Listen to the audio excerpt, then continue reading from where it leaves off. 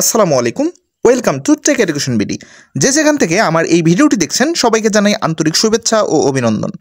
আপনারা সবাই জানেন আমি গতকাল ভিডিও দিয়েছিলাম যে বাংলাদেশ ভূমি রেকর্ড ও জরিপ অধিদপ্তর একটি সার্কুলার পুনরায় দিয়েছে। তো এই সার্কুলারটির আবেদন আপনারা কিভাবে করবেন দেখুন। সর্বপ্রথম আপনারা dlrs.teletalk.com.bd এই ওয়েবসাইটে চলে যাবেন। ঠিক আছে, দেখুন এই যে dlrs.teletalk.com.bd, হ্যাঁ, এই ওয়েবসাইটে আপনারা সর্বপ্রথম চলে আসবেন dlrs.teletalk.com.bd। তো এই ওয়েবসাইটে আসার পর দেখবেন যে উপরের দিকে নিউ, হ্যাঁ, যে রেফারেন্স দিয়ে এখানে নিউ যেটাতে রয়েছে সেইটাতে আপনারা সর্বপ্রথম ক্লিক করবেন। আচ্ছা, এরপর আপনারা এই অ্যাডভার্টাইজমেন্টে ক্লিক করে আপনারা সেই পুনঃনিয়োগ বিজ্ঞপ্তিটি দেখতে পারবেন। ঠিক আছে, তো আমি কিন্তু গতকালকে আপনাদেরকে বুঝাই দিয়েছি যে আপনারা কারা কারা এখানে আবেদন করতে পারবেন। তো আজকে একটু বলি যে দেখুন যে 1, 5, 6, 7, 8, 9, 10, 11, 12, 13 এবং 14 ক্রমিক নং পদে ইতিপূর্বে যারা আবেদন করেছেন তাদের নতুন করে আবেদন করার প্রয়োজন নাই। তার মানে হচ্ছে 2, 3, 4 এই 3টি পদের জন্য আপনারা এখান থেকে আবেদন করতে পারবেন, কোনো সমস্যা নেই। ঠিক আছে, আচ্ছা আচ্ছা, এই আবেদন প্রক্রিয়াটি কিভাবে আপনারা সম্পন্ন করবেন এর জন্য সর্বপ্রথম এই অ্যাপ্লিকেশন ফর্মে আপনারা ক্লিক করবেন। তো অ্যাপ্লিকেশন ফর্মে ক্লিক করার পর আপনাদের এই অপশনগুলো চলে আসবে। তো এখান থেকে আপনারা যে পোস্টের জন্য আবেদন করবেন সেই পোস্ট এখান থেকে সিলেক্ট করবেন।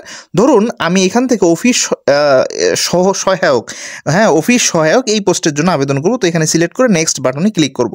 এরপর premium member of all jobs এটা অলওয়েজ নো করবেন, নো করে নেক্সট বাটনে ক্লিক করবেন। আচ্ছা, এরপর এখান থেকে আপনারা ফর্ম ফিল আপ করবেন। তো এই ফর্ম ফিল আপ সর্বপ্রথম অ্যাপ্লিক্যান্টস নেম, হ্যাঁ, যে আবেদন করবে তার নাম ইংরেজিতে লিখবেন। এরপর সেই অ্যাপ্লিক্যান্ট নেমটি বাংলায় লিখবেন। এখানে যেভাবে দেয়া রয়েছে আপনারা ঠিক সেভাবেই এই ফর্মগুলো সঠিকভাবে ফিল আপ করবেন। ঠিক আছে, আচ্ছা, আবেদনকারীর নাম বাংলায়, এরপর হচ্ছে ফাদার্স নেম ইংরেজিতে, আবার পিতার নাম বাংলায়, এভাবে লিখবেন।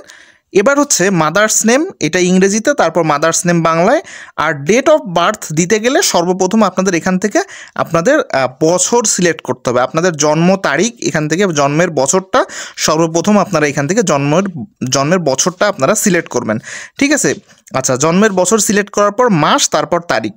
আচ্ছা, তারপর এখান থেকে আপনারা রিলিজিয়ন, আপনার যে যার ধর্ম সেটা সিলেক্ট করবেন। এরপর মেল অথবা ফিমেল, অথবা আপনি যদি অন্য জেন্ডার হয়ে থাকে আপনার, তাহলে আদার্স দিতে পারেন।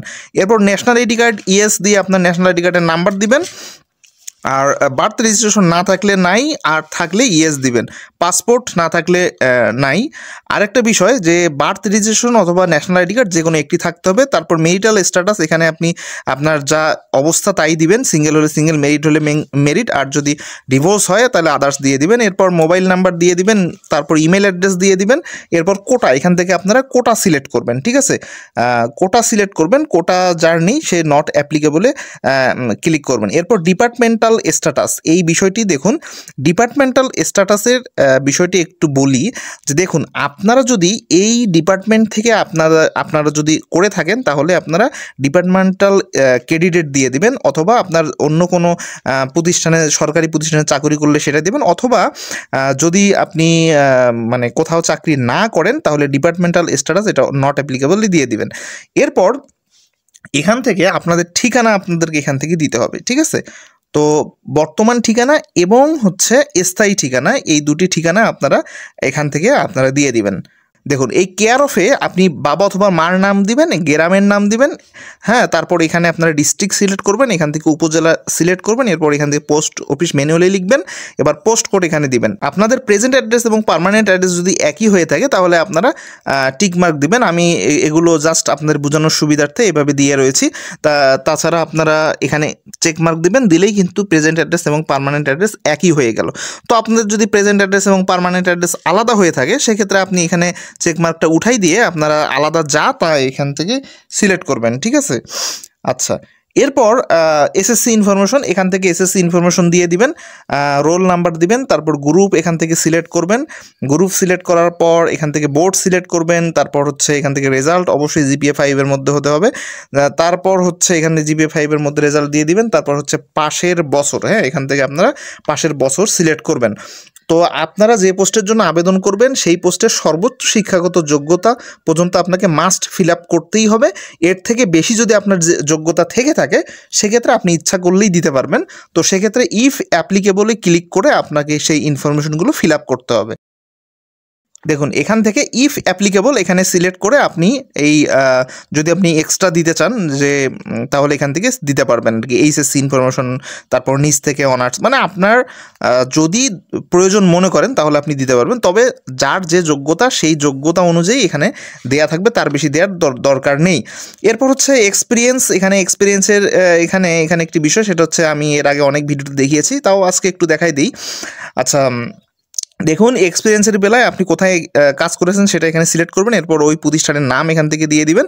হ্যাঁ, আমি জাস্ট এমনি দেখানোর জন্য কিছু নাম দিয়ে দিচ্ছি। এরপর আপনারা ডেজিগনেশন, তারপর হচ্ছে আপনাদের এখানে ঠিকানা দিয়ে দিতে হবে। এরপর এখান থেকে আপনি কত তারিখ থেকে কত তারিখ পর্যন্ত কাজ করেছেন এটা এখান থেকে সিলেক্ট করতে হবে। তো এখান থেকে দেখুন আমি একটি ডেট সিলেক্ট করে দিলাম। এরপর হচ্ছে ধরুন আরেকটি ডেট দিচ্ছি। এখন আপনি যদি কন্টিনিউ করে থাকেন তাহলে এই ডেট না দিয়ে আপনারা এখানে একটা চেক মার্ক দিয়ে দিবেন, তাহলে কন্টিনিউ চলে আসবে, মানে আপনি কন্টিনিউ এখনও কাজ করছেন। এরপর আপনার জব ডেসক্রিপশন, যে আপনি এখানে কি কাজ করছিলেন, সো সেই কাজের উপর আপনি কি করতেন এখানে দিয়ে দিতে হবে 300 ওয়ার্ডসের মধ্যে। এরপর যে ভেরিফিকেশন কোডটি আছে, তো ভেরিফিকেশন কোডটি দিতে হবে। তো আমি জব এক্সপিরিয়েন্স এটা আমি যেহেতু দিব না, এটা আমি উঠাই দিলাম। আচ্ছা, দেখুন এখানে যে কোডটি দেওয়া রয়েছে আপনার হুবহু সেই কোডটি এখান থেকে দিবেন, দিয়ে এখানে চেক মার্ক দিয়ে দিবেন, দিয়ে আপনারা এখান থেকে সাবমিটে ক্লিক করবেন। তো সাবমিটে ক্লিক করা হয়ে গেলে আপনাদের ডকুমেন্টগুলো সব দেখাই দিবে, ইনফরমেশনগুলো সব দেখাই দিবে। তো এই ইনফরমেশনগুলো আপনারা সবগুলো চেক করে নেবেন, কোথাও কোনো ভুল হয়েছে কিনা। ভুল হলে আপনাকে নতুন করে আবার আবেদন করতে হবে। আর যদি ভুল না হয়ে থাকে তাহলে আপনারা এখান থেকে নিচের দিকে এসে এখান থেকে ফটো এবং সিগনেচার সিলেক্ট করবেন। তো ফটো সিলেক্ট করতে হলে 300x300 পিক্সেলের ফটো সিলেক্ট করতে হবে, আর হচ্ছে সিগনেচার হচ্ছে 300x80 পিক্সেলের সিগনেচার সিলেক্ট করতে হবে। তো আপনারা যারা 300x300 পিক্সেলের ফটো সিলেক্ট করতে পারবেন না বা সাইজ করতে জানেন না, আমি আই বাটনে লিঙ্ক দিয়ে রাখবো, সেই ভিডিও দেখে কিভাবে সাইজ করে নিতে হয় এই বিষয়টি আপনারা দেখে আসতে পারেন। তো এখান থেকে ফটো এবং সিগনেচার সিলেক্ট করবেন। তো দেখুন ফটো এবং সিগনেচার আপনার বাংলা বা ইংরেজি যে কোনো একটা হলেই হবে। এরপর আপনারা এখানে চেকমার্ক দিয়ে সাবমিটে ক্লিক করে দিবেন। তো এখানে সিলেক্ট করে সাবমিটে দেওয়ার পরেই আপনাদের অ্যাপ্লিকেশনটি সাবমিট হয়ে গেল, মানে অ্যাপ্লিকেশন কমপ্লিট। ঠিক আছে, এখন আপনাদেরকে টাকা পেমেন্ট করতে হবে। আপনাদের অ্যাপ্লিকেশন কিন্তু কমপ্লিট হয়ে গিয়েছে, দ্যাটস ইট। এখন আপনাদেরকে টাকা পেমেন্ট করতে হবে। তো আপনারা টাকা পেমেন্ট করবেন কিভাবে? তো টাকা অবশ্যই আপনাদেরকে টেলিটক সিমের মাধ্যমে আপনাদেরকে টাকা পেমেন্ট করতে হবে। তো টাকা পেমেন্ট করতে হলে আপনাদের টেলিটক সিমের মেসেজ অপশনে যাবেন। মেসেজ অপশনে গিয়ে ডায়াল করবেন DLRS। ঠিক আছে, ডায়াল করবেন DLRS, এইটা হচ্ছে লিখবেন আর কি, মেসেজ অপশনে গিয়ে লিখবেন DLRS। এরপর যে ইউজার আইডিটি আপনাদেরকে দিবে সেই ইউজার আইডিটি লিখবেন। ঠিক আছে, DLRS একটা স্পেস দিয়ে আপনাদের সেই ইউজার আইডিটি লিখবেন যেটা আপনার অ্যাপ্লিকেশন করার পর পাবেন। এরপর পাঠিয়ে দিবেন 16222 আচ্ছা, ফিরতি একটা SMS আসবে, সেই SMS এ পিন নাম্বার দেওয়া থাকবে। তো আপনারা লিখবেন DLRS, একটা স্পেস দিবেন। ঠিক আছে, DLRS লিখে একটা স্পেস দিবেন, তারপর ইয়েস লিখবেন। ইয়েস লিখে যে পিন নাম্বারটি প্রদান করবে মেসেজের মাধ্যমে সেই পিন নাম্বারটি আপনারা দিয়ে দিবেন, দিয়ে পাঠিয়ে দিবেন 16222। তাহলে আপনাদের টাকা পেমেন্ট হয়ে গেল। ঠিক আছে, তো আপনাদের আবেদন কমপ্লিট, টাকা পেমেন্ট কমপ্লিট। তো আরেকটা বিষয়, কোন পোস্টের জন্য কত টাকা দিতে হবে এখানে একটা বিষয় রয়েছে। দেখুন যে আমরা যখন সার্কুলারে আসবো এখানে উল্লেখ করে দেয়া আছে যে কোন পোস্টের জন্য কত টাকা আপনাকে পেমেন্ট করতে হবে। দেখুন 1 নং থেকে 12 নং পোস্টের জন্য 223 টাকা। ঠিক আছে, 223 টাকা কেটে নিবে। সেক্ষেত্রে 2টি SMS চার্জ আছে, সব মিলে আপনাকে 240 টাকা অন্তত আপনার ব্যালেন্স রাখতে হবে। ঠিক আছে, 1 থেকে 12 নং পোস্টের জন্য অবশ্যই 240 টাকা আপনাকে ব্যালেন্স রাখতে হবে কমপক্ষে। ঠিক আছে, আর 13 এবং 14 এই দুটির জন্য আপনাদের 130 টাকা বা 120-25 টাকা আর কি আপনাদের ব্যালেন্স রাখতে হবে। তো এই হলো বিষয়, 223 এবং হচ্ছে 112। তো এখানেও সিস্টেম দেয়া আছে কিভাবে আপনারা টাকা পেইড করবেন। আমাদের এই ভিডিওগুলো আমরা ইউটিউবের পাশাপাশি ফেসবুকেও দিয়ে থাকি, আপনারা চাইলে আমাদের ফেসবুক পেজটি ফলো দিয়ে রাখতে পারেন।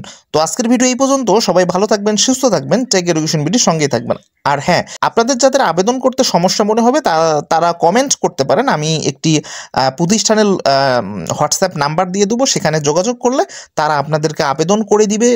যারা আবেদন করতে পেরেছেন কিন্তু টাকা পেমেন্ট করতে পারছেন না সিমের জন্য, জন্য, তারাও এখানে বললে এদের কাছে টাকা পাঠাই দিলে তারা আপনার টাকা পেইড করে দিবে, মানে সবই এরা করে, আপনাদের আবেদন করে দিবে, টাকা পেইড করে দিবে, অথবা যার দরকার যা আবেদন টাকা পেইড সবই তারা করে দিবে, সবই করে দিবে, জাস্ট আপনাকে হোয়াটসঅ্যাপে যোগাযোগ করতে হবে। তো আপনারা যারা যোগাযোগ করতে চান কমেন্ট করবেন, আমি কমেন্টে তাদের হোয়াটসঅ্যাপ নাম্বারটি দিয়ে দিব।